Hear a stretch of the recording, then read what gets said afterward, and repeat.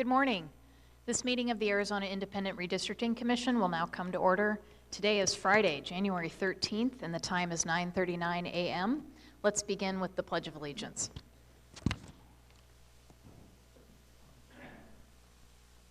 Pledge allegiance to the flag of the United States of America and to the republic for which it stands, one nation, under God, indivisible, with liberty and justice for all.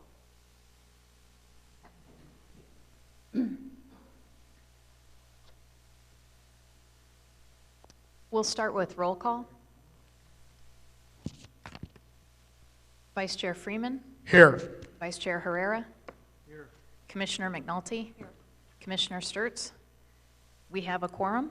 Other folks at the table include legal counsel Joe Canefield and Mary O'Grady, our mapping consultants Willie Desmond and Ken Strasma, and then our staff around the room include Chief Technology Officer Buck Forst, our Executive Director Ray Bladine, our Deputy Executive Director Christina Gomez, and Marty Herder, who is our transcriber today. So with that, I think we've got everybody covered.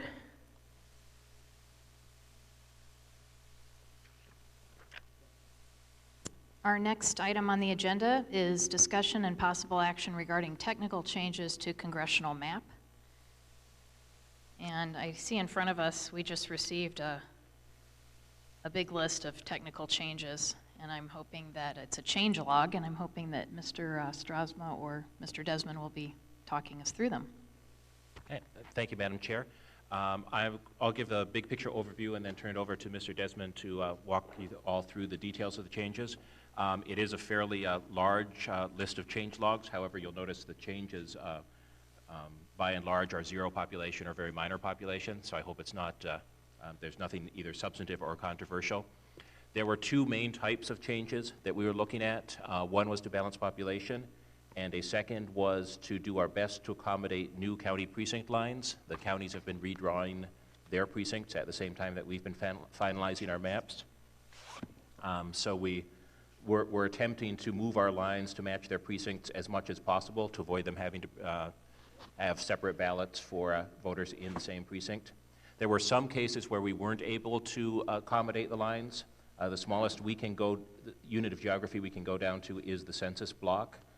There are some census blocks that slice through houses. We can see on Google Earth the line will go right through the roof of a series of houses that were built on that line, or the census line is off by 50 feet or so. We've been working with Maricopa County for 3 months, and including meeting with them last night, just to make sure that they are able to correctly assign those voters to precincts. They were going through and testing with the Census Tiger lookup tool, which lets you enter an address to see what census block it's in, found that all of those were correctly assigned. They had a number of requests for us in terms of moving lines slightly to match precincts. Most of those were zero population changes that we were able to make, and their requests relating to areas where the census line goes through the middle of a house. They just asked for our guidance in terms of what district those people should be in, if they find any where it's ambiguous, and thus far they have been able to make a common sense determination on all of those. With that, I thought I should turn over to Mr. Desmond. He can show you a couple examples. I don't doubt if anyone wants to go through every single one of these, but we can show you the examples of the types and then respond to questions if anyone has questions on any of the specifics.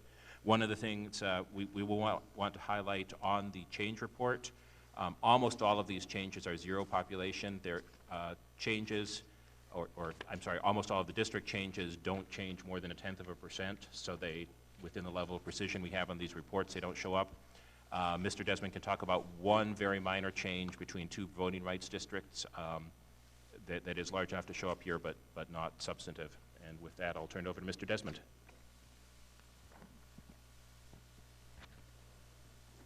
All right, thank you. I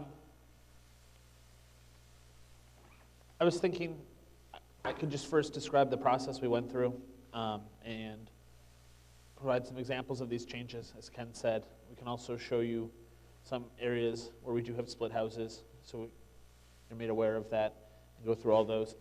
But just to start, for the congressional map, the way I started this was, the first thing I did was balanced population. So if you look at the change log I gave, the first changes on there are all designed to balance population between the districts, because we can have a 0 person population deviation with congressional. That was the first step, and then any subsequent changes that affected any population I needed to balance out. If you do look at your packet with the map on front, and look at the data table on the second page that has the population breakdowns, you will see there is a 0 person population deviation across the districts.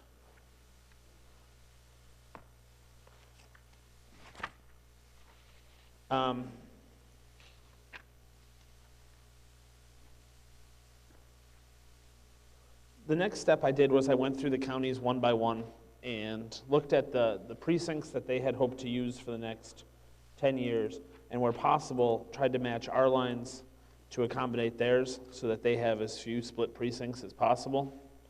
There was different trade-offs there. In some cases, we ended up taking small, tiny slivers of census places that might introduce new splits. Those are typically 0 population. And working with the counties, particularly Maricopa, we learned that the census geography is slightly off in areas, and they had tried to go right to the city border. And so that was, I guess, working with them. In other cases where it was a little bit more nebulous, we always defaulted to the other constitutional criteria, so not splitting census tracts, not splitting municipalities and things. So if you look at the screen now, you can see this is the congressional district. The green line is the line, and I'll make it red to see if it's a little easier to see on the projector. The red line is the tentative final congressional lines. The black line is after the technical adjustments. Now, if we get very close, you'll see many of these technical adjustments are just a census block here or there. So 0 population, just moving one census block. There are some that are bigger changes, between 6 and 8. For instance, you see that there is some larger splits. And the reason for this is when you look at the Maricopa County precincts, you can see that by changing the lines like this, we were able to accommodate 1, 2, 3, 4 of their VTDs. There is still one that's split up here, and the ones that remain split are where we balance the population typically. So this is about as extreme of a change as you'll see, and it's probably moved a couple hundred people from one district to the next. Again, as Ken pointed out, and if you look at your change report, you'll notice there isn't any changes to the population breakdowns by racial category, by competitiveness measures, by compactness. So although it did move things, it's not a large impact on either one of the 2 districts. So those are basically the types of changes we made. As Kenneth had mentioned, there are places where we've been working with, particularly Maricopa County, in dealing with some of the splits of houses. And what happens there is that the census geography is just a little bit off. I'm going to try to show you one of those real quickly, just so you can kind of better understand the issue and how we've been dealing with it and what still needs to be done.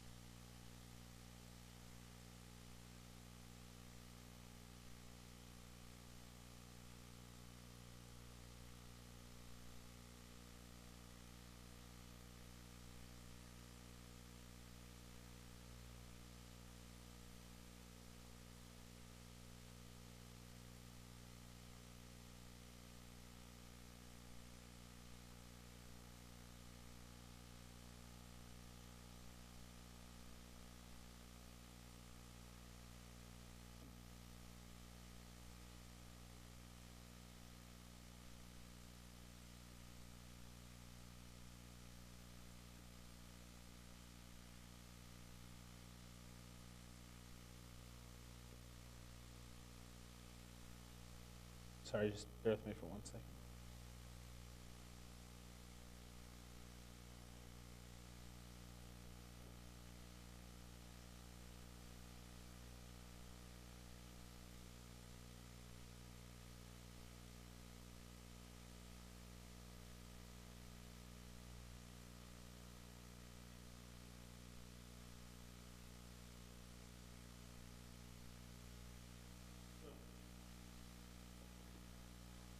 This green line represents the Maricopa County VTD that they're going to be submitting to the Department of Justice. They did not draw their new precinct lines on census geography. They just drew them where they needed to be. The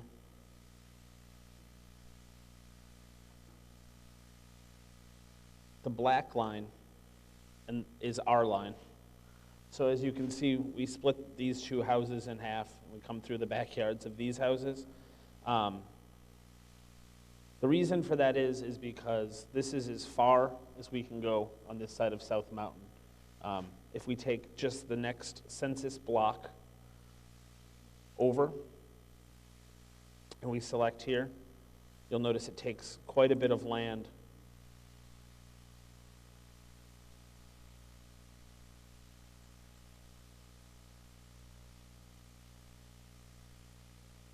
and goes all the way across the mountain. The same issue exists on the other side of the census block.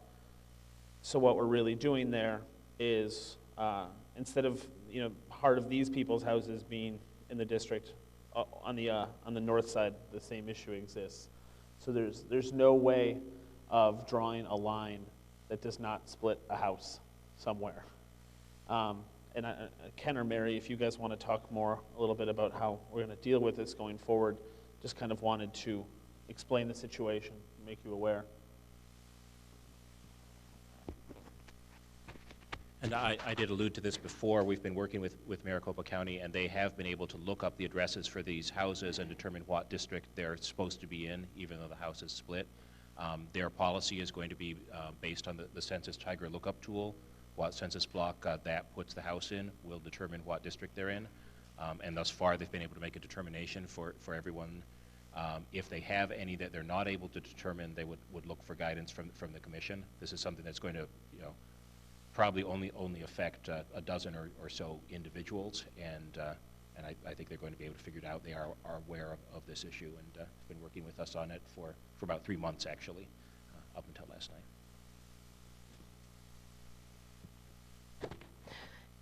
And Madam Chair, Commissioners, from a legal perspective, what we advised was we can't deviate from the census geography. We do have to rely on the census because we have to be so precise with our populations for our congressional maps. And so, whereas the counties may have more flexibility to draw a line that deviates from the census geography, we really don't, because we need to make sure that we're relying on that. But as Ken said, when we went and tested some of those houses that Willie showed to see, okay, where does the census assign those people? They were to the logical place that you would want them to be. They were assigned to the census geography on the appropriate side of the mountain, and in every one that we tested. And so, so that's good, because that's where the commission intends for those people to be. We didn't see anything that deviated from that.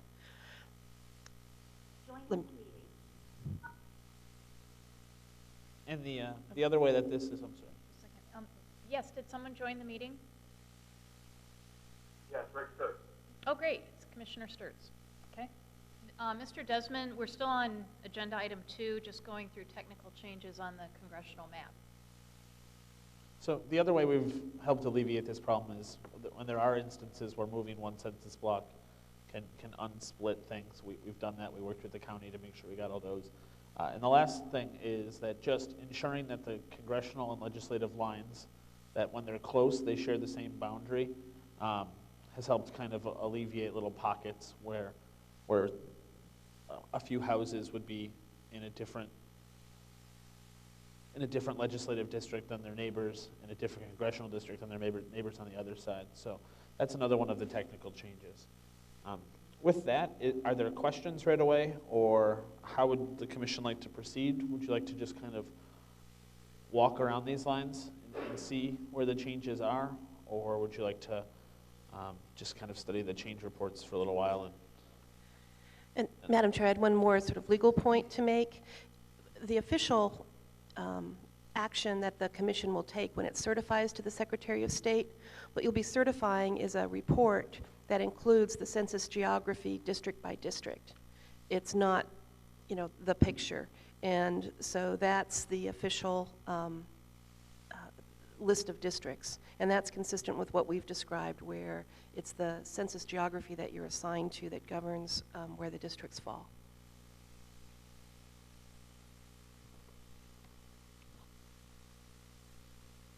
Okay, do commissioners have a preference? Would you like Mr. Desmond to walk through the changes one by one, or are you wanting to study the change report more, or questions, comments?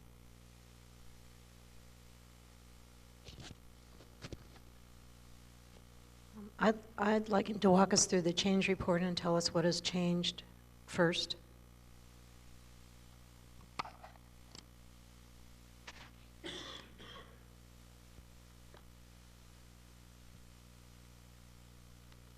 So with the congressional change report, you'll notice there is some population change.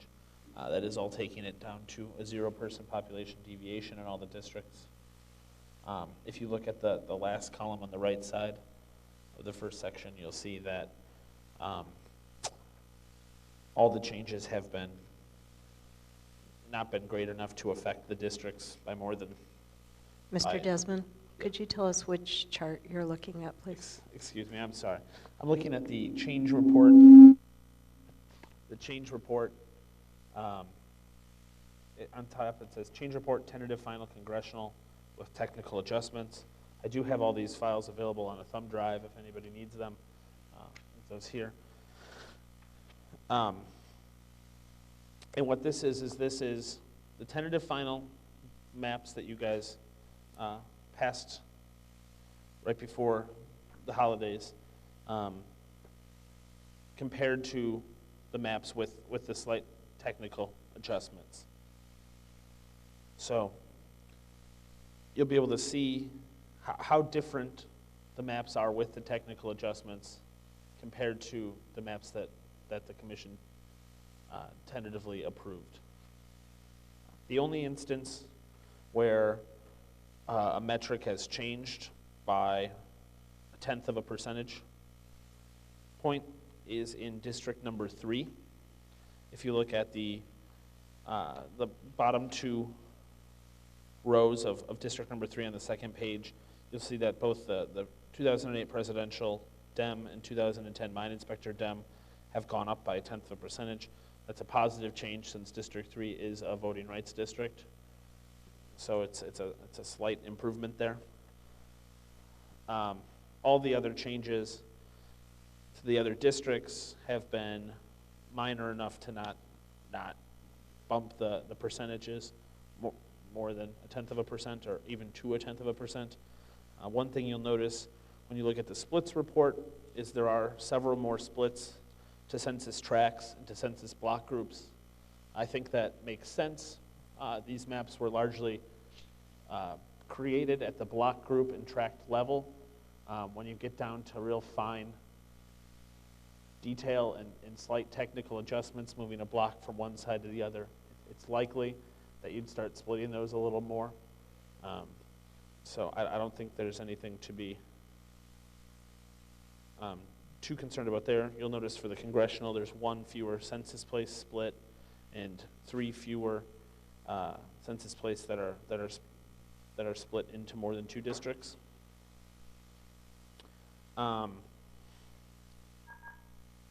The changes to the competitiveness indexes are largely unchanged, 1/10 of a percent either way.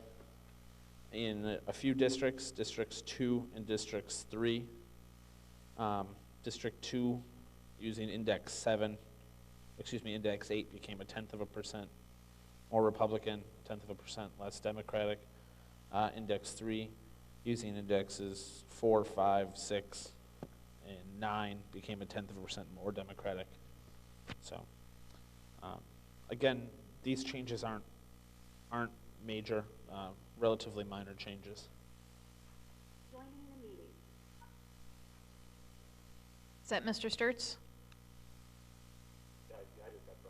Okay, no problem. The changes are also relatively small with registration. The only district that saw any change was the two-way registration in District 3 became a 0.1% more Democratic. And then the final chart is really meant more for the legislative districts. It gives the comparison to the old legislative district. So you can pretty much ignore that for the congressional. We've also prepared for you the full set of reports that you're used to getting. The population data tables, the splits, plan components, and competitiveness data tables. So you have that available in your other packet if you have any questions of where these districts are. Again, from the change report, you can tell things haven't moved too much, but just in case you wanted to reference something. Are there any questions?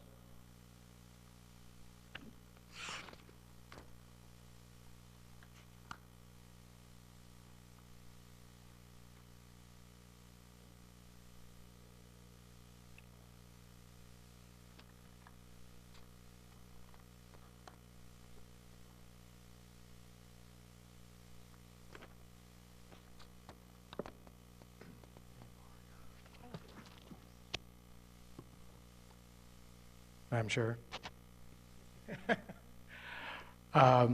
Mr. Desmond, since my property is right on a line, I have a particular interest in this. I'm right on the Phoenix-Paradise Valley border, and so that line kind of cuts through a number of communities, and I just noticed that in some places it looks like Paradise Valley is split, in some places Phoenix is split. There's zero population blocks, but and I've been noticing when you've been sending out the updates to the technical changes that some of those corrections were made, but others apparently were not. Any reason behind that? Yes, absolutely. That was, so looking at the Maricopa County VTDs, and these are drawn to the municipal boundaries when they look at them on Google Earth and using satellite imagery of the actual streets. They have a slight difference than us. For instance, as you mentioned, right here is an instance where the boundary comes one block into Phoenix. If we look around, there'll be cases where the boundary comes one block into Paradise Valley. The reason for this is because Maricopa County asked us to move some specific blocks on the border with Paradise Valley. Initially, we had taken it back to the census municipal boundary everywhere. This was one of the last things we heard from them last night, asking us to move a few border blocks, one way or the other, in order to avoid splits to their VTDs and also some splits to houses, like we just showed. All the blocks they had us move were zero population, but we were responding to the county's request to do that.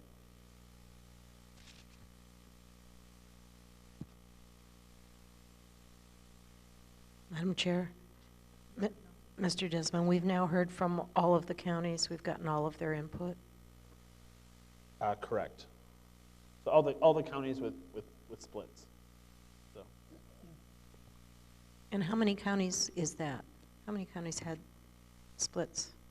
Well, for the congressional map, for our purposes, we received VTD lines from Maricopa, Pima, Pinal, Yavapai, and Gila counties. For legislative, it was those counties with Coconino and Navajo as well. Thank you. Oh, and Yuma, excuse me. And Madam Chair, when Willie's referring to VTDs, which is the census geography, these are precincts, the county precinct lines that Yeah. we're adjusting to, right? Excuse me, yeah, VTD is a voter tabulation district. It's just kind of a standard way of calling precincts or wards or whatever level of geography that a particular state or municipality votes at. In the census terminology, they use VTD, and that's why I've been referring to them as that.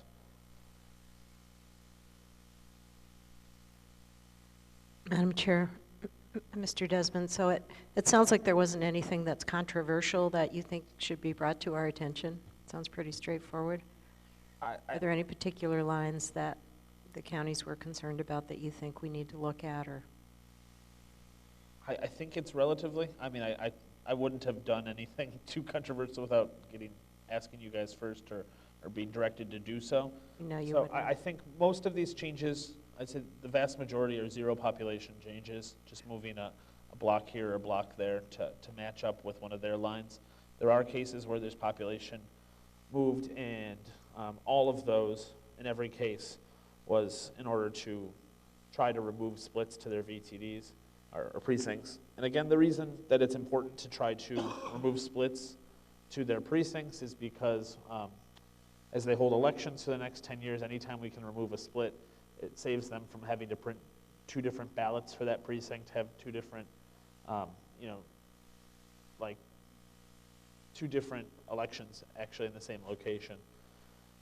There's several cases where that's not possible. It was a good faith effort on our part to try to remove as many of those headaches as possible. Perhaps it'd be helpful if I just kind of showed you the counties, county by county, to see where the lines changed and see how it did match their VTDs. If it's okay, I'll do that. I'll just start with Yuma.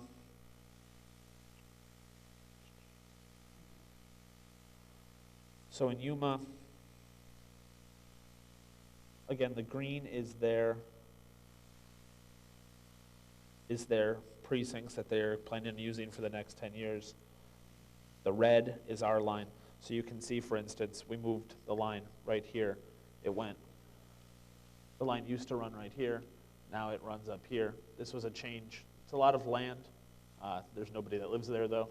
So it was just one to accommodate not splitting this VTD as much. When we zoom in to the city, you can see that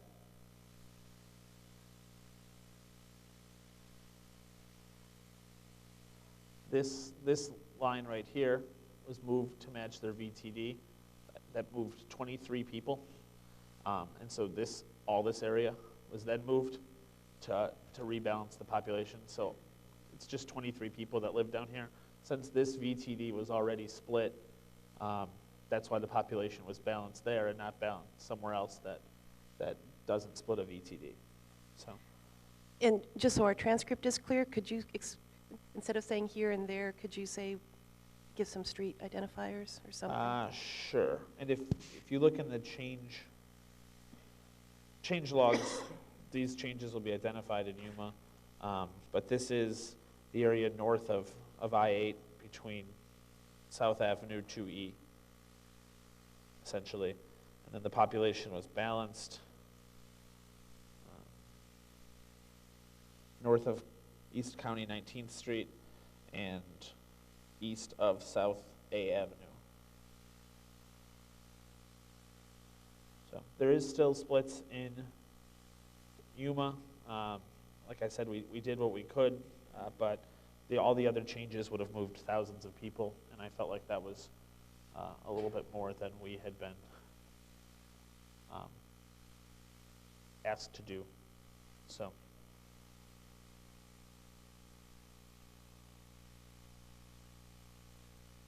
Moving on to Pima County.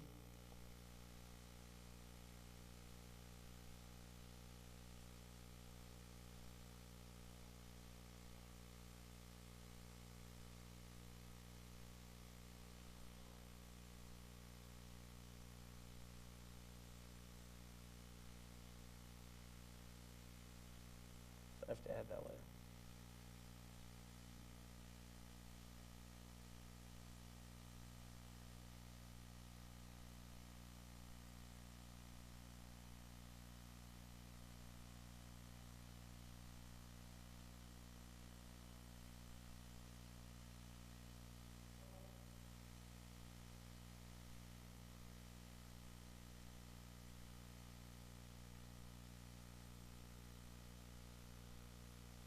Okay.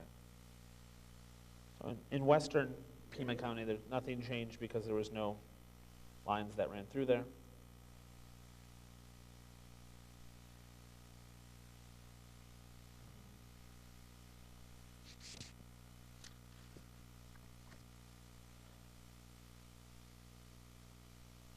There's cases like this, where in the unincorporated area west of Tucson, the lines were moved to match precincts. These changes, by and large, were zero population.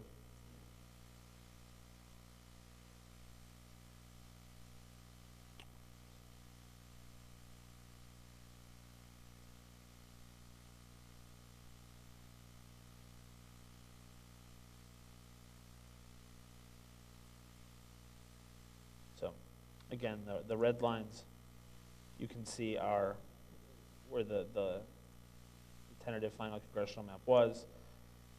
The black line is where it went to, and the green line is where their precincts are. So just for instance, if we look at this area,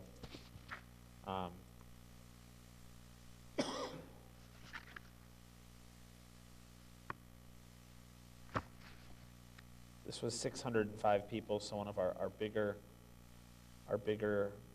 moves, but it did keep one of the VTDs whole. It was also in an area that was already split, so we removed a split, and the population was balanced in other places that also were split.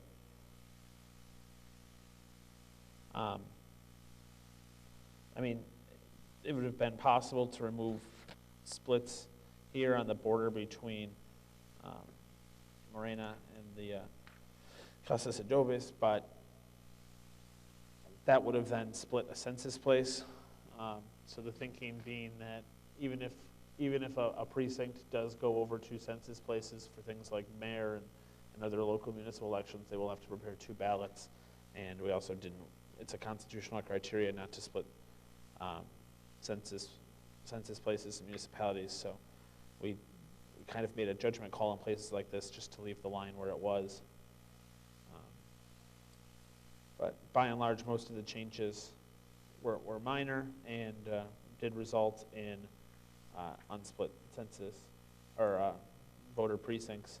If you look like right here, for instance, between Catalina and Oro Valley, the line used to run right along the municipal borders. It's been moved out. This looks like it moved, I don't know, maybe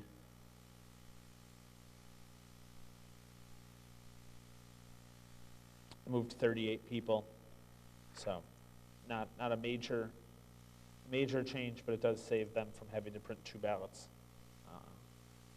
for all their elections. So those are the types of changes that happened in Pima County. Yes? Can you show us the change that was 866 people? It's between Marana and Casas Adobes. Okay, yes.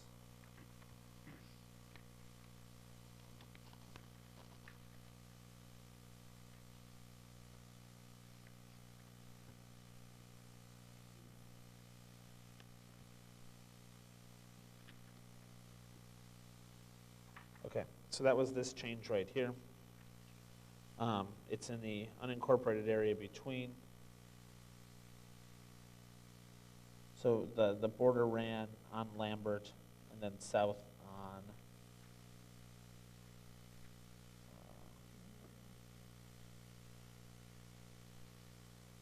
Camden.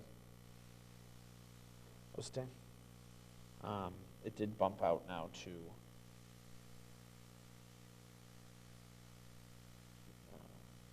North Carolina Drive, and it went north to Potvin Lane, except for one block where it went up to West Turkey Lane, north on Paisano, and Camden Austin. Runs north on Pegasus. And that change was I believe, a population balance, and it also helped, I think, remove two different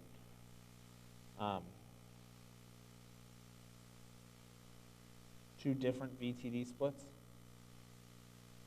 Let me turn back on them.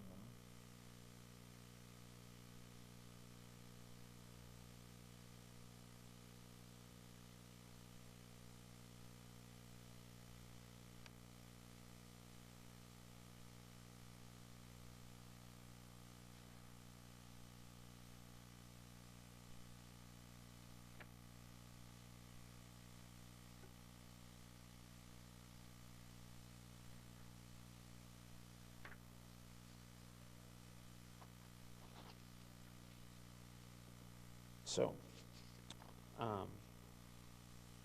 move this VTD split over here to Tucson, and also this one up here between Oro Valley and Catalina.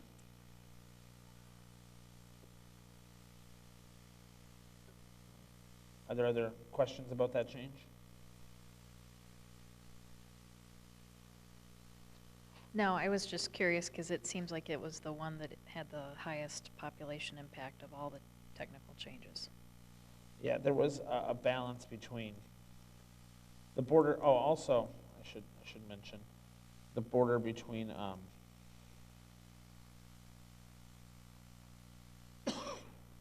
between like 2 and 3 down here by Sorita and Green Valley was moved. Was also, yeah, here by Green Valley to keep 2 more VTDs whole. That left District 3 underpopulated. So then District 3 ended up trading with District 1 to keep more VTDs whole between the border between 3 and 1. And then 1 made up the population from Green Valley and Sorito with District 2 and also kept VTDs whole up here. So all these changes are kind of interdependent and things like that. Are there other questions about Pima County?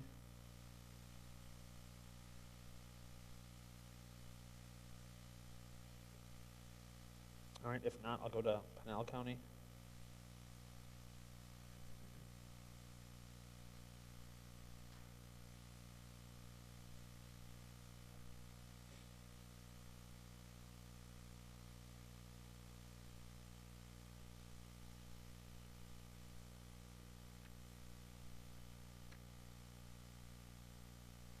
All right, so in Pinal County, the border between 4 and 1 was adjusted in some places to remove some splits. Specifically, here around the area between Florence and Coolidge, you can see the red line is where we were. By moving it over, we were able to remove 2 splits. These areas in here, where the line differs from the tentative final, were both population balance areas in order to accomplish those 2 removal of splits. Additionally, the line between 1 and 4 in the unincorporated area in western Pinal County is moved. And you can see that does follow their county's precinct lines as best we could. There is an area here where we weren't able to totally follow, so there is a split here to their precinct, but it followed our line a little bit more carefully. This would be a population imbalance here, just south of Superior, to make up for the removal of this split and this VTD in the upper right-hand corner of the county, the northeastern corner. Other questions about Pinal?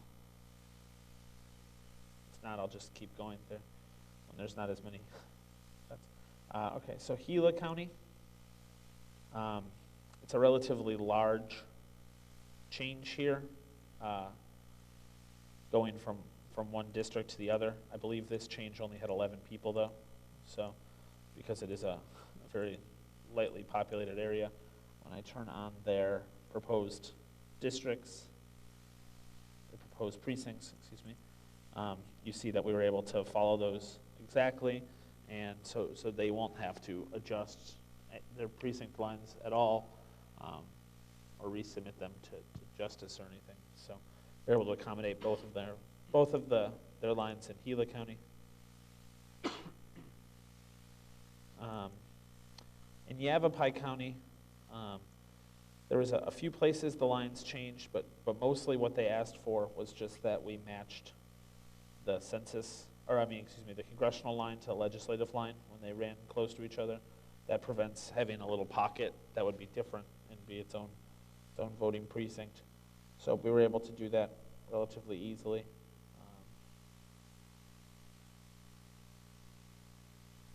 So they didn't send all their lines, they just sent little areas that they wanted changed.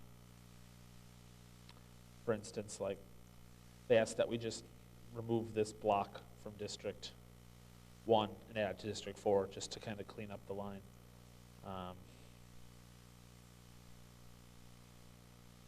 And they asked things like this block south of Camp Verde be taken out of District 1 and added to District 4 for the congressional to match the legislative. So we were able to accommodate all those changes, and those two lines do now match up, except for the area where they go around different census places. And I believe that's it for the congressional changes from the counties. Are there questions on the plan as a whole?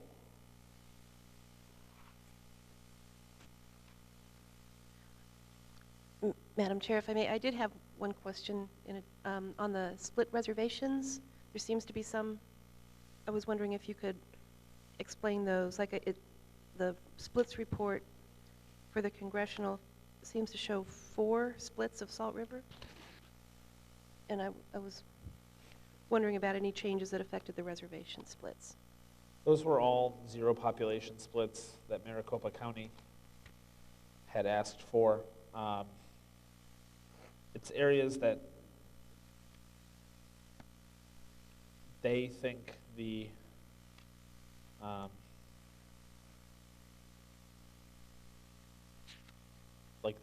that the census has a slightly wrong definition of where the border is.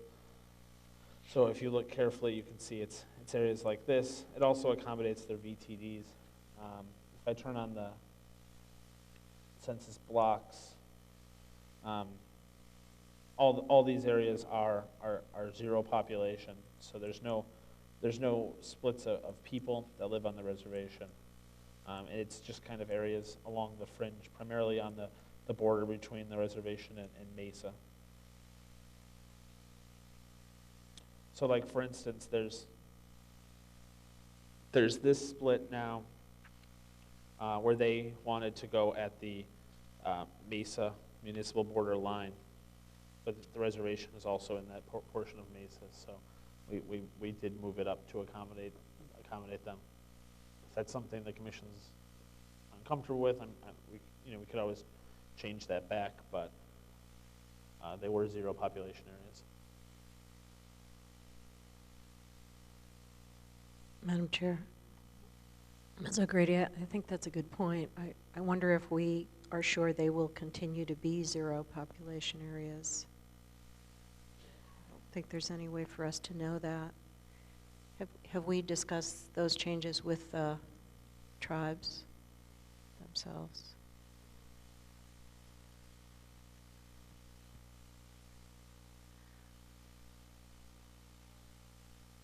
My thinking is, well, part of the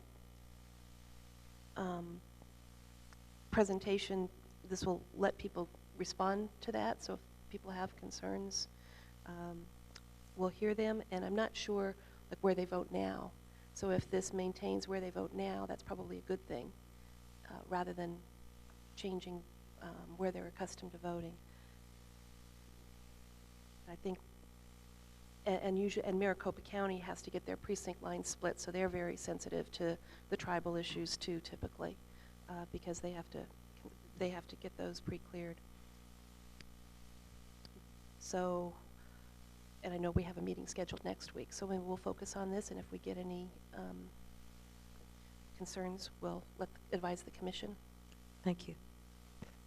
Also, just show, the blue line is the current legislative districts.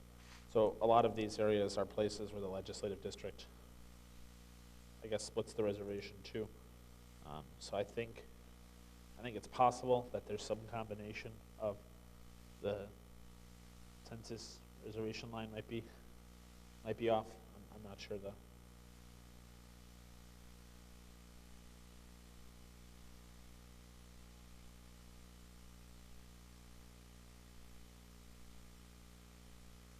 Are there other questions?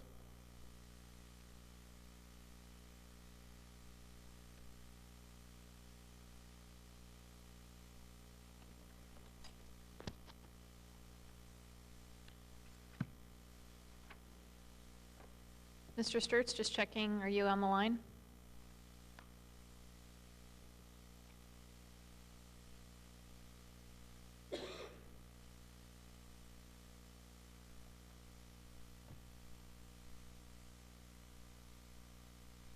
Okay, we'll check back with him. Any other questions or oh, yes, Mr. Sturts? Okay, got it. Any other questions or comments on these technical changes to the congressional map that Mr. Desmond just walked us through?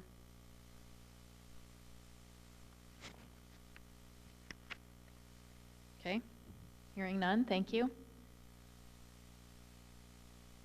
So our next item is number 3, discussion and possible action regarding technical changes on legislative maps. Do we want to walk through those?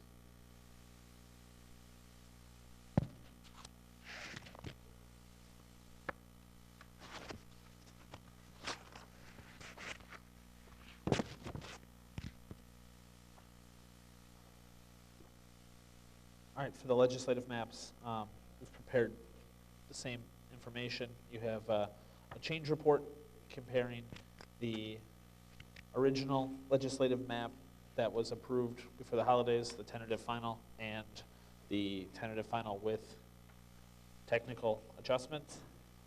You also have the full packet of information with all the standard reports, splits, components, competitiveness, and population tables.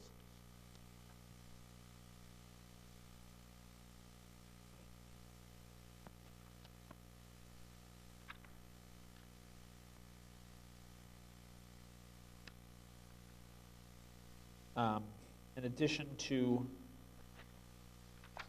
the changes in the counties we just looked at, there was also Navajo and Coconino counties here. Coconino had just 2 very minor changes, 1 census block between 6 and 7, and then I believe this was 13 people going into 7 from 6, in order to not split their new precincts. But are there questions on the whole, or should we go through the change report first? I do have one question.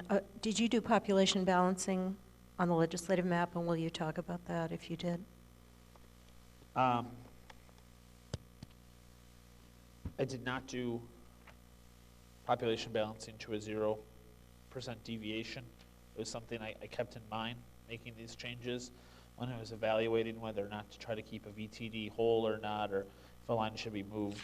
I was slightly more in favor of making that change if it was something that brought our deviations down across the board. So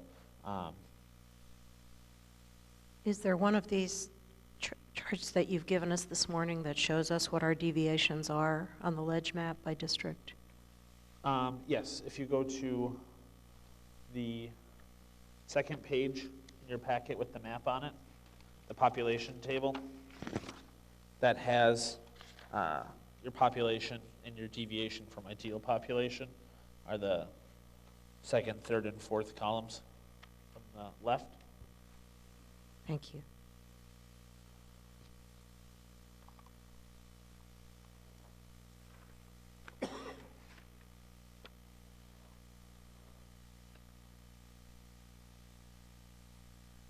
So, I mean, if you look at some of the areas with the highest population deviation that aren't voting rights districts, I think many of the changes have been positive. District 12, the deviation came down a little bit. District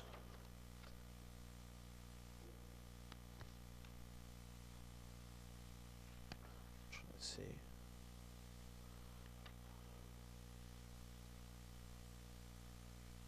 Some of them got a little worse. District 25, for instance, has 600 more people in it. But it was something I paid attention to and did endeavor to minimize. But not something that was an express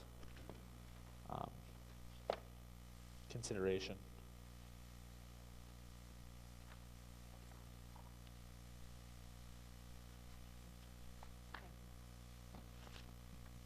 So looking through the change report,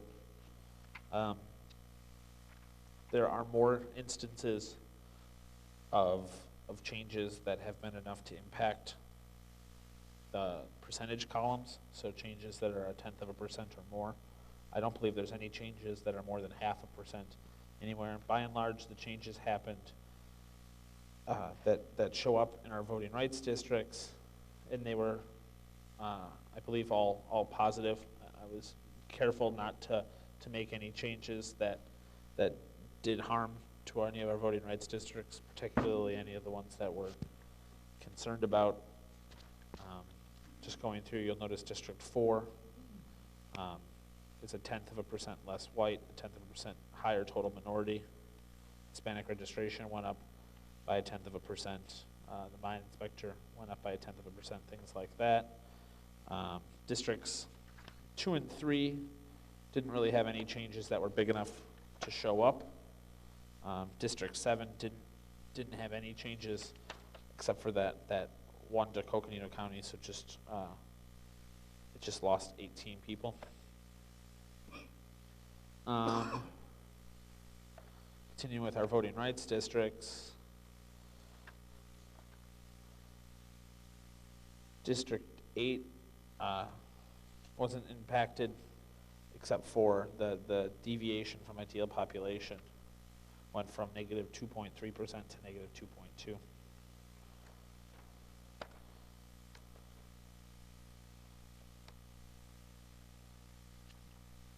District 19 did see a drop in several of the indicators that we'd like to see it increased. It lost 0.2% in Hispanic.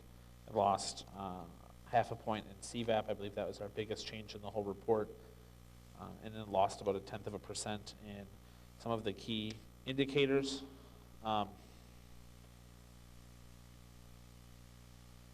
That population, though, did go to a different voting rights district. If you'll notice in District 29, those drops in 19 are increases in 29, so it went up there, CVAP 0.4%, things like that. And that was the largest of the changes in any of the districts. Continuing with the voting rights districts, District 24 has a 0.1% higher Hispanic percentage, 0.1% higher CVAP and total minority, things like that, positive changes. That's similar to District 26, which saw many of its election indicators go up, as well as its total minority percentage. and total voting age minority. District 27 lost about 0.1% in some of the things, some of the Voting Rights Act indicators, but nothing too serious. That was a very solid district to begin with. And District 30 wasn't really impacted much at all. If you look at the splits report, or the splits in the change report, you'll notice again there are several more split census tracts and split census block groups. It's a result of us having initially drawn at those levels, because that is a constitutional criteria. Adjusting these lines happen primarily block by block, or exclusively block by block. So moving a block from one district to another to accommodate a county's precinct line is what did a lot of those splits, I believe.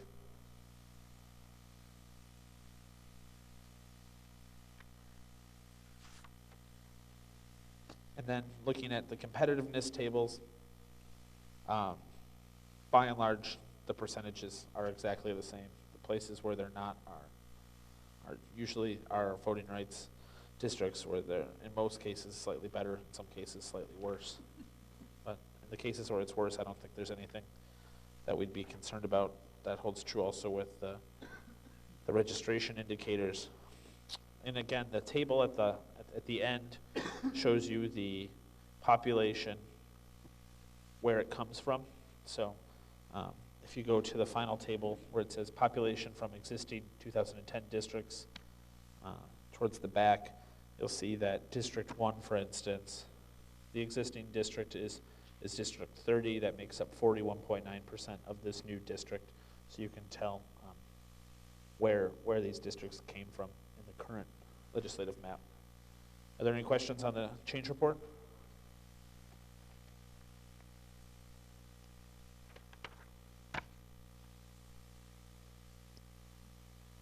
For me, just that we didn't make the district numbering change yet between 1 and 14.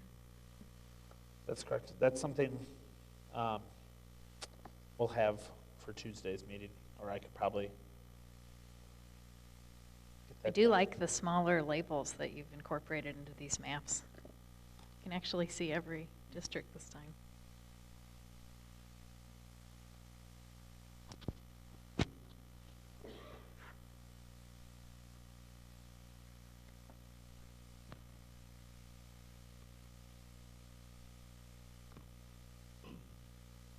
Madam Chair, Mr. Freeman? just on the issue of district numbering, which I couldn't really hear most of the discussion on Tuesday, and I apologize I was not able to attend in person on Monday and Tuesday, but just as an aside, I received less actual notice of those hearings than the public received constructive notice of them. While today I gave the commission notice on November 21st that I had a conflict with today, could not make it, and now we have a hearing today, which is in a way sort of illustrative, I think, of how much, sort of window dressing the Republican commissioners have been on this commission. But putting that aside, on the issue of the numbering of the districts, I would just like to speak out again in favor of numbering them in some sort of systematic way, that when the voters here in the state hear of a certain number of a district, they may not know exactly where it lies in the state, but they may develop sort of an intuitive sense, oh, that's a high number, that's probably in southern Arizona, or that's a number in the teens, that probably falls in Maricopa County. And in a way to sort of, I know we are to start with a clean slate and draw the districts anew, but to the extent those numbers could line up with the old districts, I think that makes a lot of sense. It avoids confusion with the public. It probably, in some small way, saves people in the state money for having to renumber everything. Even you go down to campaign signs. I know a lot of candidates don't put the numbers on their signs, but some of them do. And they have to either buy new signs, I guess, now, or put stickers on them or something. And, I think the function of government should be, the core function is to protect liberty, I think, of course, but it's not to create unnecessary busy work for everybody. And right now we've got, and I know we're well-intended, and you know, these numbers kind of shook out the way after the grid map was developed and we started in the southeast corner of the state. And maybe in hindsight, we should have started out with letters or something like that, so we wouldn't be sort of think that we're committed to a numbering scheme. But I would just, right now we've got 14 in the southeast corner, which is bordered by 2 and 9 and 7, and then we've got 11 next to 8, and you know, in some places the numbers are grouped in a systematic way, but in a lot of other areas they're not. And I would just favor, you know, give Prescott number 1. That's a hat tip to Arizona history, I think is appropriate, and then perhaps proceed in a systematic way, maybe left to right across the state and then up and down, something like that. And that probably would give us districts that, by and large, we'd probably end up with numbering that kind of, because I think that's the way the last commission did it.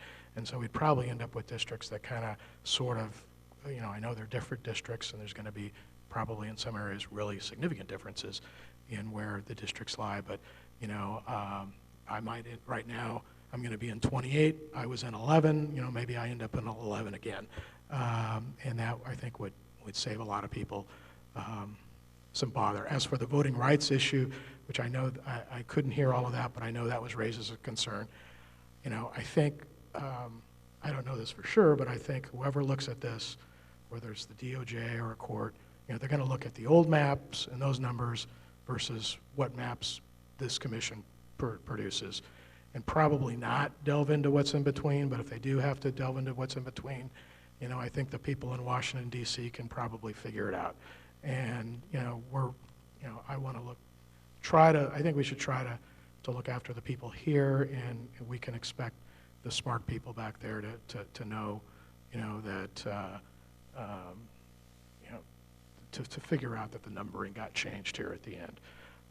So that being said, I guess I would favor, if there's going to be any more changes on the numbering scheme for the legislative map, you know, I would be in favor, still be in favor of starting with Prescott as number 1, and then move, like I said, left to right and up and down, and put out a sort of a coherent, logical numbering scheme for the legislative districts. Thanks. Other thoughts from other commissioners? Madam Chair, I'm assuming that Mr. Freeman's talking about the congressional map. I may have not understood him, but if he is, is that correct? You're talking about the congressional map? No, that's incorrect. I was talking about the legislative map. I apologize.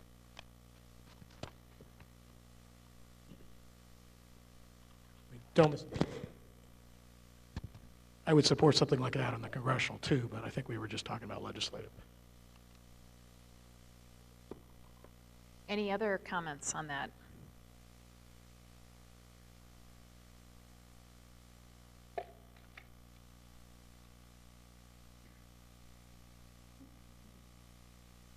Hindsight being 2020, I wish we had actually used letters or something, because I think it does, it would have been probably a better way to approach this, so that people didn't get wedded to certain numbers early on.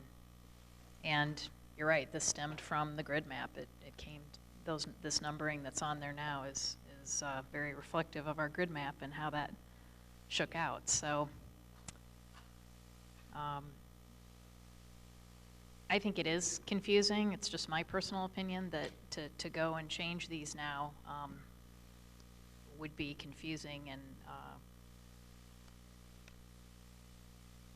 you know, from a cost perspective for each of the districts, I don't know enough about how much of an impact that is for them, but just from a sanity factor, it just seems like it's confusing to change these. And not just for the folks in Washington, but for people here on the ground that have been following the process. And but that's my perspective. So I'm one commissioner. Any other commissioners have any input on that one? Madam Chair, I think I gave my input at the last hearing, and I still feel the same way. I think it's I think it's reflective of the grid map. I think we start fresh every time. I think folks will learn the new numbers quickly, as they already have, if they've been following the process. I don't think it would be a simple task to try and equate the current districts with the old districts, and I don't think that's something we should do because the Constitution requires us to start anew.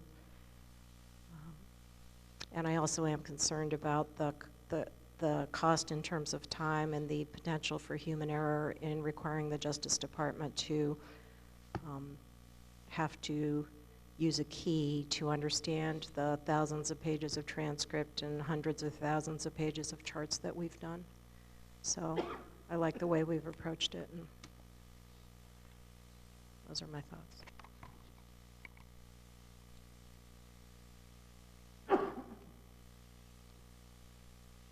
Mr. Sturts, if you have any comments, feel free to jump in too.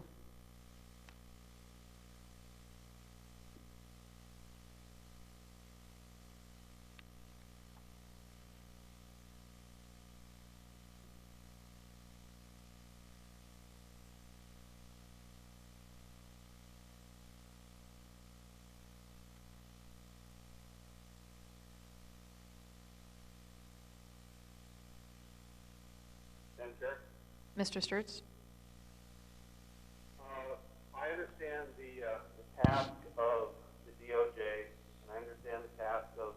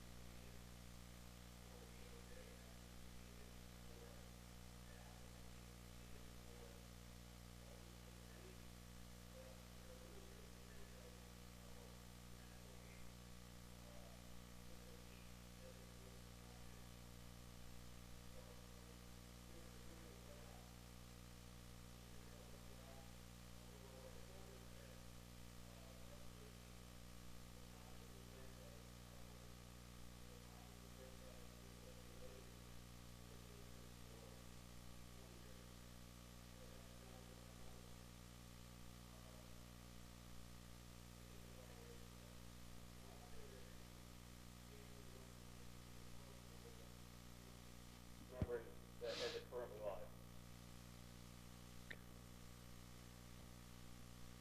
Madam Chair?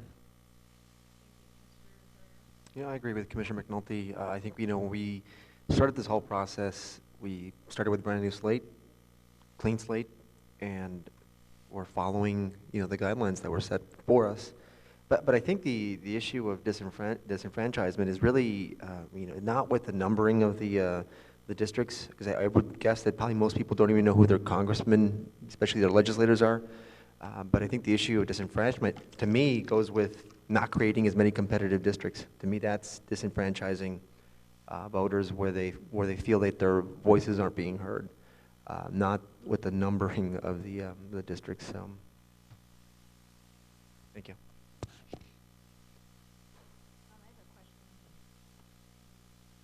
I have a question for Mr. Canfield, just as former state elections director. Do you have any comment on costs associated with renumbering or just things around this issue that we might want to consider? Madam Chair, I really don't. I mean, it's not a legal issue. It's a policy decision for the commission. And as former state election director, I'm just can't see what the legal issues would be, whether the commission decides to renumber or make the numbers consistent. I think that's a decision that has to be left to the commission. Can you take your council hat off and just answer as... Madam Chair, Commissioner Freeman, taking my council hat off, it would create less confusion, in my humble opinion, if the numbers were somewhat consistent and that was certainly the case with the last commission. when they chose not to align the numbers with the numbers as they had been for I don't know how many decades before, but I grew up in District 18, which became District 11, but I still think of it as the old Burton Bar District 18 district. So, but everybody learned to adjust, and it didn't create any issues, as I can recall, as election officials, other than dealing with some voter confusion at the front end. But that was obviously, as time went on, voters learned where their districts were. So again, it's not a legal question, it's a policy question, and administratively, it certainly can, the election officials will accommodate whatever numbering system the commission decides to put in place.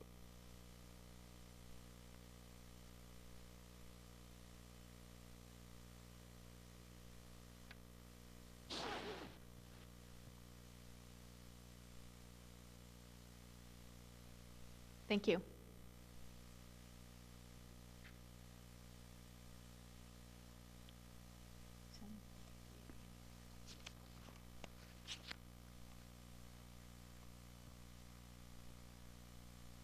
Sorry, I'm locating my agenda.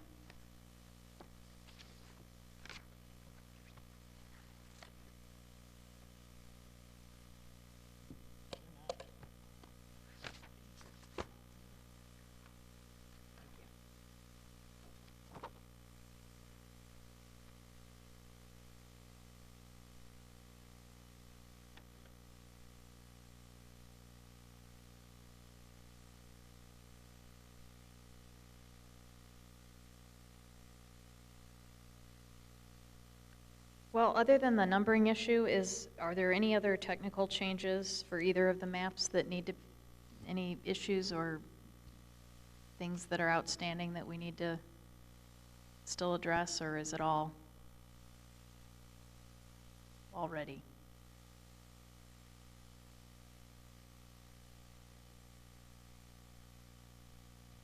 I think other than the numbering, I don't think there's anything else that needs to be done. Obviously, as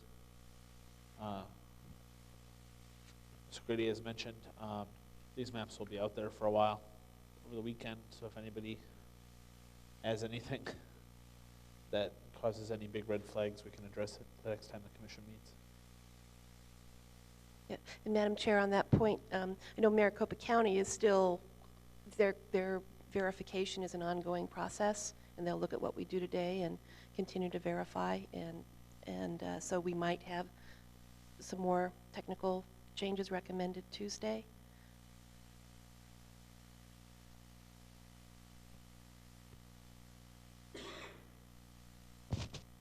Madam Chair, Mr. Herrera? with the splits of the Native American reservation in the Salt River, should we reach out to them just to make sure that they're aware of this in case they're not? Most people think that we're done, so I think that might be a good idea. I agree. That's something we'll do. Staff and legal will reach out and make sure those are okay, those technical changes.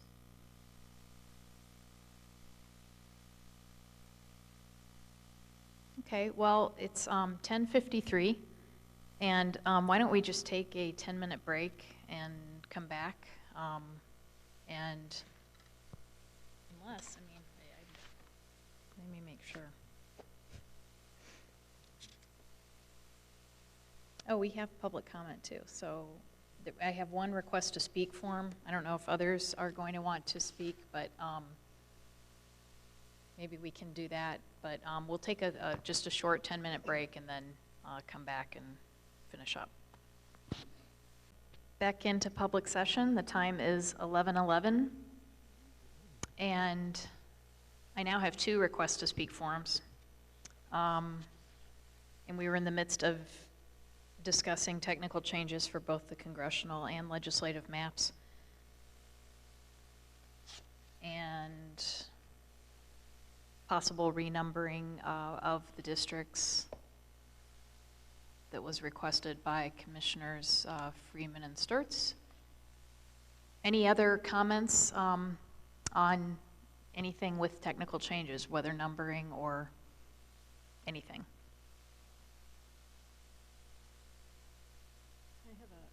for legal counsel.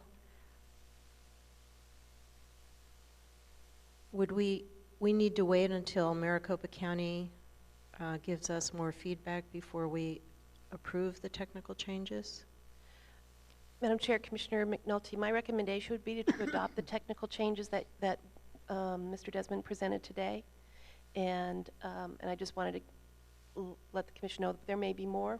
There may be a few more, but I think it would be good to adopt those that we've been presented with today so that those are then out there and people can see what the map looks like, you know, with those technical changes included. And if we were to do that, if there were to be an issue raised by one of the Indian nations, one of the tribes, we could address that if we felt it was necessary next week, notwithstanding that we'd adopted these today. That's right. I would say just adopt the technical changes. We had another agenda item for adoption of the final map, and I would say let's not do that today. Let's adopt I would recommend that you just adopt the technical changes, and there might be further technical changes Tuesday, but hopefully not as many as we had presented today. And would we need separate motions for the two maps, or? I would recommend, yeah, separate motions, one for congressional technical changes and one for legislative technical changes.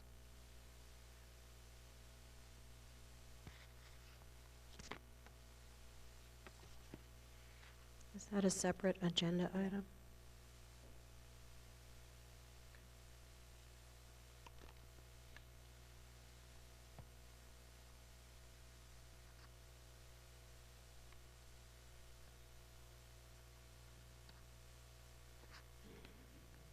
Well, I would entertain a motion to accept the technical changes as Mr. Desmond presented on both the legislative and congressional maps. Any other comments? I would move that we adopt the technical changes recommended by our mapping consultant on the congressional map. I second that motion. Any discussion? And I should check in on Mr. Sturts. Are you on the line?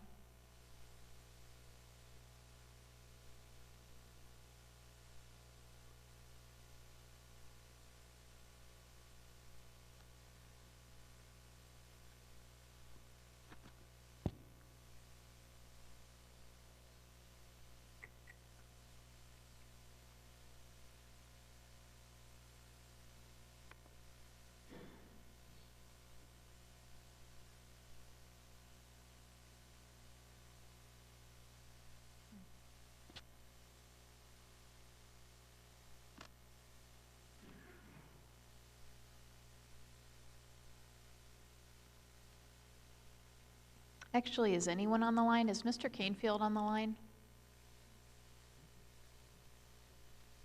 He was going to try dialing in, possibly.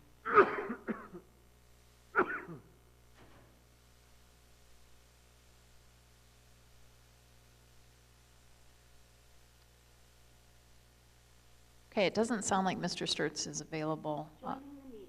Oh. Hello, who is this on the line? Oh, great. Sorry, Mr. Sturts. We were just talking about the technical changes and... Madam Chair? Yes, can you hear us? I am following online, and somehow I was disconnected, so I am aware of the Oh. status of the motion in a second. Great, okay, thank you. Any discussion for anyone?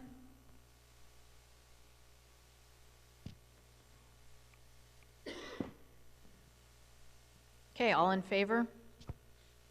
Aye. Aye. Aye. Any opposed?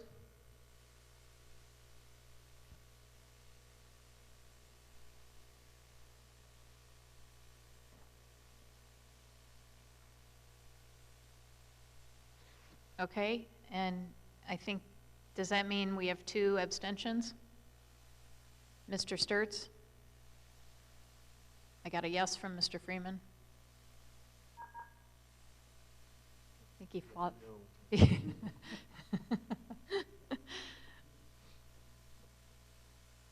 He'll dial back in, I'm sure.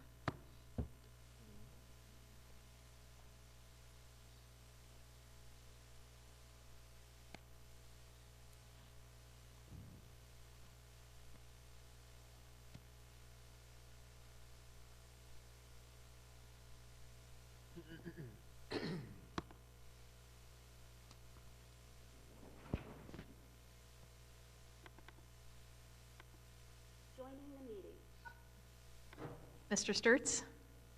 Yeah, sorry, Madam Chair, I was disconnected again. No problem. So we were just in the middle of voting. There were 3 ayes, 1 abstention from Mr. Freeman. And your vote is? I would have to abstain. I got the maps last night and haven't had a chance to look at it, so I'd have to abstain as well.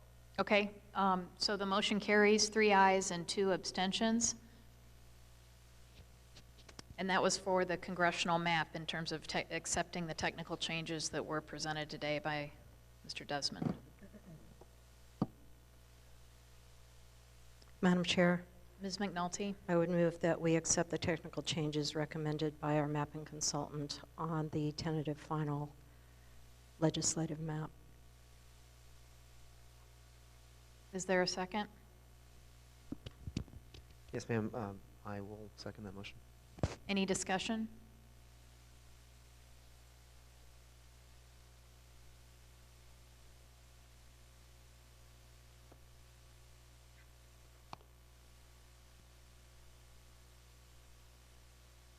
All in favor? Aye. Aye. Any opposed?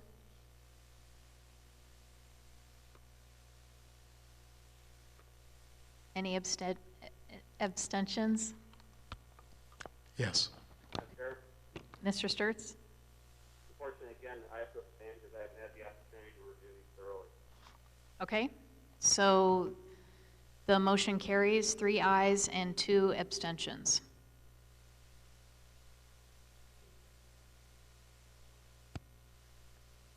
Sorry, Ms. Who voted aye? I did vote aye, yes, on both.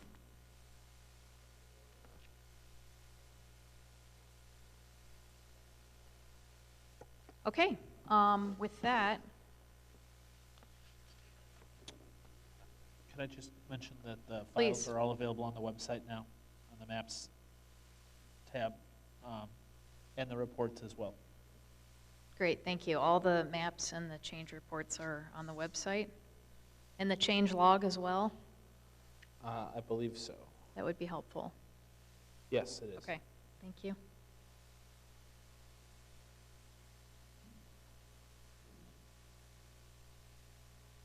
Okay, so in terms of the next steps on these maps, it sounds like we're going to do some outreach and make sure the tribes are okay with the technical changes. And there's some ongoing work with Maricopa County. Yes, we're doing both the outreach with the Salt River, and we'll be hearing more from Maricopa County. Anything else?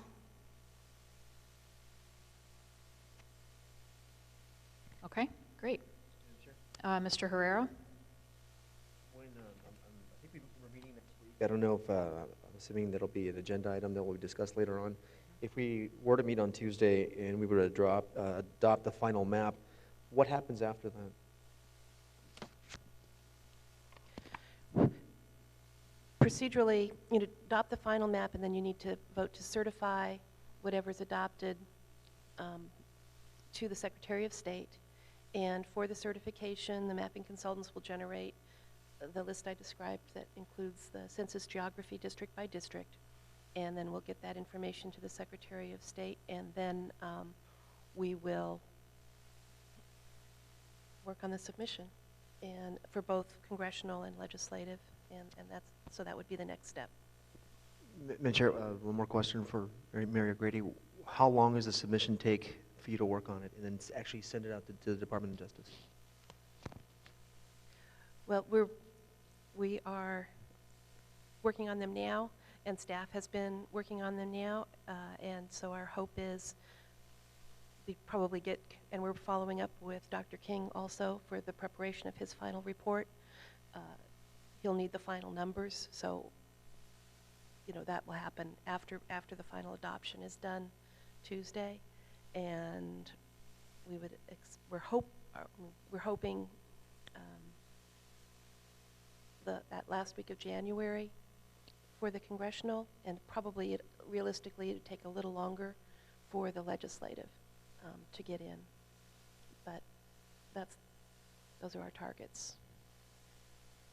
a couple weeks for congressional, and then like a couple more weeks for legislative, and if we can get it done faster, we'll get it done faster. And we are planning on submitting a request for expedited consideration, expedited review, and we'll let them know about our election timetable that we have here in Arizona, so they're aware of the time constraints that folks are under. And along those lines, in terms of the election calendar, as I think Joe Canfield mentioned at the earlier meeting, one of the issues in the past has been candidate signatures. They need to know where to collect the signatures. That was dealt with legislatively last session for legislative candidates, where they can collect from either the old lines or the new lines, and all those signatures will be valid. And there's legislation moving through the process now to make the same change for congressional candidates, which takes some of the pressure off. And although certainly they need to be done, so they know, they also need to know where the new lines are, so they know how to calculate the number of signatures that you need. But then we're really looking at the candidate filing deadline. That's the end of May. So hopefully that's an acceptable time frame for the commission. Madam Chair. Ms. McNulty? So Grady, if the congressional submittal is put together first, can that be sent to the Department of Justice independently so they can begin working on that? Yes, that's our plan. Any comments from commissioners on the timing proposed?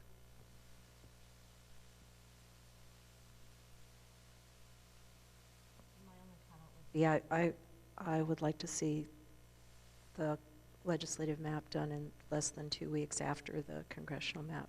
And anything that we can do to help with that, I hope you'll let us know. And I view this like a construction project. You know, we just need to put people on it to get it done. Okay.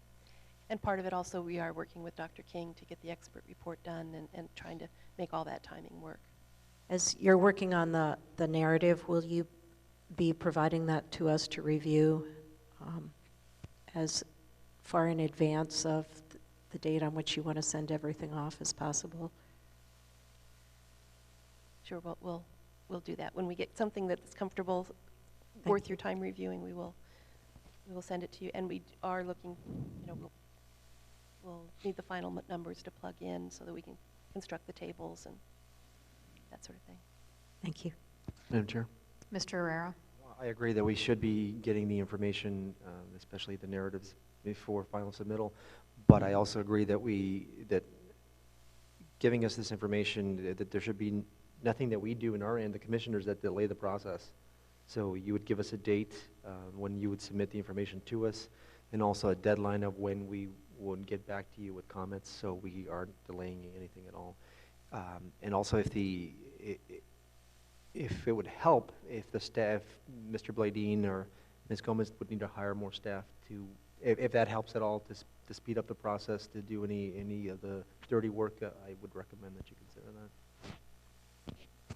Madam Chair, and I think we're good in terms of staffing levels, and staff has been great in terms of their support. And one of the things we're doing is picking a date when the record's closed in terms of the media articles and the public input that we've been collecting, but that'll be after final adoption is done. We'll leave the record open for a day or two and then shut that off so that we can start putting those exhibits together.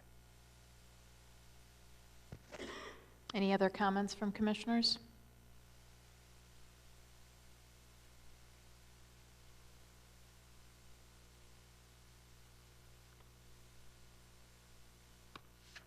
Okay, thank you.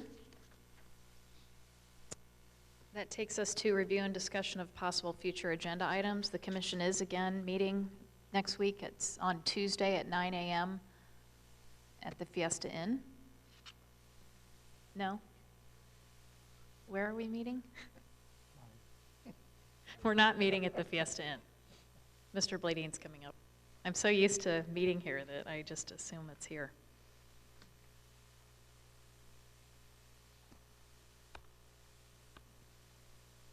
I'm sorry, Madam Chair, it is at the Sheraton, just right down the block where we met great. once before. Mm-hmm. There wasn't room here to accommodate us on Tuesday at 9. Okay, and it's at 9 a.m., 9 okay? a.m. And any agenda items that anyone wanted to add? Madam Chair, Mr. Herrera? if we do indeed approve the final map that day, I would recommend either, I'm happy to bring a cake, because I think that'll be a big day for all of us, since with all the time that we put in, not only for the staff, for the attorneys, but also for the members on this commission. It doesn't have to be an agenda item. It's on the record now, though.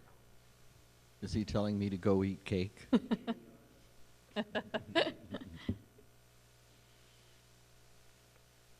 Do we need to have the DOJ submittal as a separate agenda item for any reason, or is that something we can discuss in conjunction with approving the maps if we do so? Madam Chair, I think, and Commissioner McNulty, I think that's part of the discussion of the approval of the maps, but we can add it as if there's time, we could. If there's not time, I think that's part and parcel of our work on the final maps. Madam Chair, I was shaking my head no, and I guess we do have, we could, if we were to change it, we'd have to use Sunday and Saturday again for the 48 hours. But if it's a part of the approval, it would seem to me to be better. Oh, I'm sorry, you already did the agenda? Yes. Oh, okay. Well, I don't care. Okay. Just, thanks. Madam Chair, I do have one agenda item. Go ahead. Mr. Blandini, if you can, on Tuesday at that meeting, give us a final wrap-up of the number of people that have, we've reached out to, whether it be they're watching the meetings by streaming, the people, anybody that has sent us emails, the number of minority organizations that have sent correspondence to us, anything like that that will that'll give us at least a close to a final picture as possible on the number of people that we've reached out to, and just give us a nice summary. Madam Chair and Councilman, boy, am I going back. Commissioner Herrera, we have started to pull that together and thought we'd try to get a press release right after your final meeting, but we can certainly pull together what we have at this point, which should be, like you said, most of it. I can't resist. I saw a statistic just this morning that during the hearings we traveled 28,000 miles on state vehicles. Sure. The last commission traveled around 10,000 miles, so no wonder we're all worn out. Especially, as much information as you can give us on those minority districts, congressional, and also the legislative. Okay. I mean, what I want to do is put as much on the record as possible. Okay. Thank you. Mr. Bladine, did you just say state vehicles? Yes. That doesn't count our own personal vehicles? No. No. Well, then we've No. been to the moon and back. Amen.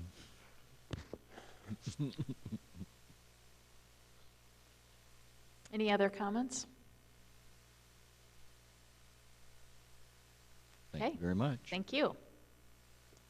So we'll go to public comment now. I have 2 requests to speak forms. Our first speaker is Steve Muratore, publisher, Arizona Egalitarian.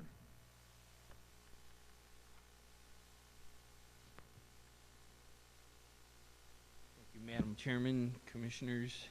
My name's Steve Muratore, M-U-R-A-T-O-R-E. And I just wanted to speak briefly to the issue of renumbering districts. The thing that occurs to me is that during the discussion earlier, I don't recall that you had asked Strategic Telemetry for their input on that discussion and that decision. I think that if there is no material obstacles that making the changes would present, it seems like it would be advantageous for people feeling inclusive to accommodate as much as possible. So that's what.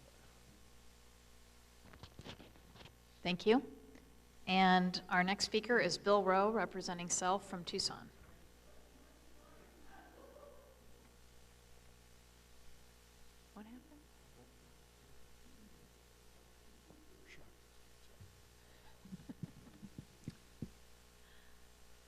Madam Chairman and Commissioners, I'm Bill Rowe, R-O-E, from Tucson. And I just wanted to comment for a minute or two on the history of this saga. For me, it began 27 months ago in the fall of 2009 at the meeting of the Commission on Appellate Court Appointments, where they dusted out their rules from 10 years ago. And they talked about how are we going to do this next redistricting process from their role in choosing commission nominees. And I would just reflect some changes in how we operate as a society. There were 3 points of discussion. They didn't think they needed to change their rules very much. One was they had concern in that first commission about public awareness of the process and how were they going to get enough people to apply to be commissioners. And this is for 10 years ago. And so they actively, on the Commission on Judicial Court Appointments, they actively had the commission members solicit people to apply. They had 380 applications in that first cycle. This cycle, they did not do that. They decided it was well covered in the press, and they would not, and we ended up with 79 applicants. California, interestingly enough, had 38,000 applicants this go around in their first go at it. So that was one change. Then they talked about some length, what's the relationship of the commissioners and the Commission of Appellate Court appointment to people who talk to them about applying. And they set the same rules. Clearly they deal with judicial applicants, where every single contact is reported at the beginning of a meeting. And I think those of you who were at, well, you were all at those meetings when you were interviewed, and you will remember at the beginning of each meeting, they identified who they had spoken to, even if it was a really remote connection. And the third item of interest was in their discussion of their rules from 10 years ago. 10 years ago, there was absolutely no mention of the internet in the rules. The internet was not utilized at all, and it wasn't discussed in the rules for the Commission on Appellate Court Appointments. And I think that's a dramatic difference in the world from 10 years ago and now. I just wanted to thank all of you.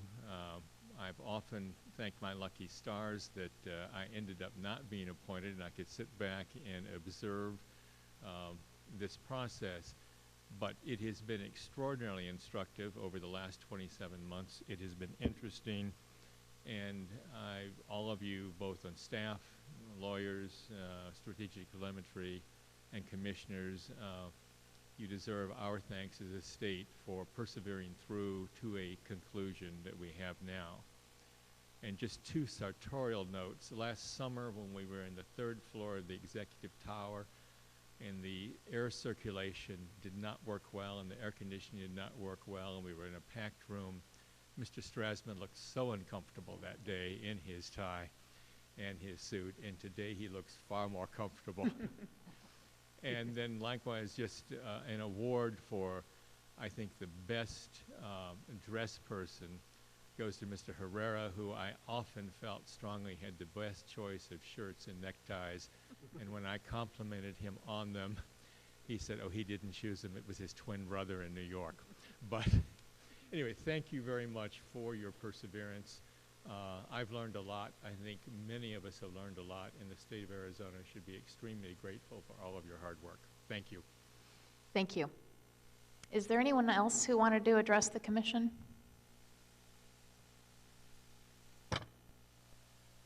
Okay, well, hearing none. I want to thank Mr. Strasma. He won't be here on Tuesday when we meet again, so thank you very much for all your assistance and for being here with us this week, and of course all previous weeks. And anything else from other commissioners before I hang it up? Okay, the time is 11:38 a.m. and we will adjourn this meeting. Thank you.